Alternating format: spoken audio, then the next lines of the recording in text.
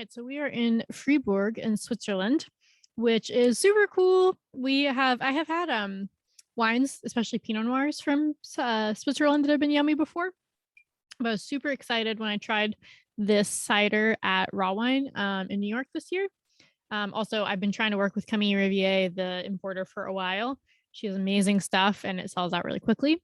So I was psyched to be able to get this gorgeous cider from her from a place that we don't normally have stuff from. So quite the special treat with this cider. It's supposedly it's 7% alcohol. I'm going to guess that that's probably not true, having just gone through the import process and knowing that under 7%, they normally make you go through the FDA versus TTB, which is, again, nerdy example of you probably don't care, but it's probably closer to like 5% alcohol if I were to guess. Anyways, so it's made of apples, heirloom apples, and then it's actually a lot easier to make cider naturally than it is wine. So native yeast, etc.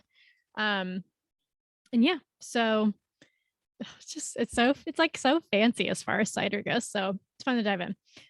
Lovely bubbles when I first opened it, and there's still quite a few hanging out in there in Mazalto. On the nose, it's like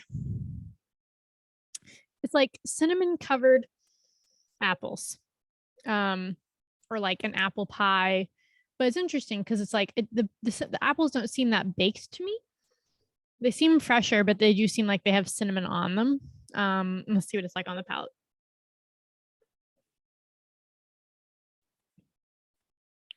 Oh, goes down way too easy. So the apples are less fresh, I would say, on the palate. It really is. It's honestly like drinking an apple pie. It's so good. It's just like cinnamon covered apples. There's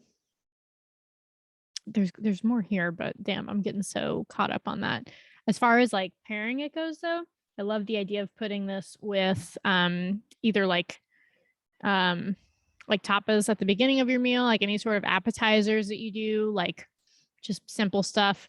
And then it also, again, is going to be great with dessert. It's not sweet. Sorry, I should have mentioned that too. It's completely dry, but the cinnamon aspect of it, and like the fact that the apples feel like they're baked, just lends itself to pairing really well with desserts. Like I literally would love to drink this and eat an apple pie or any kind of like puff pastry.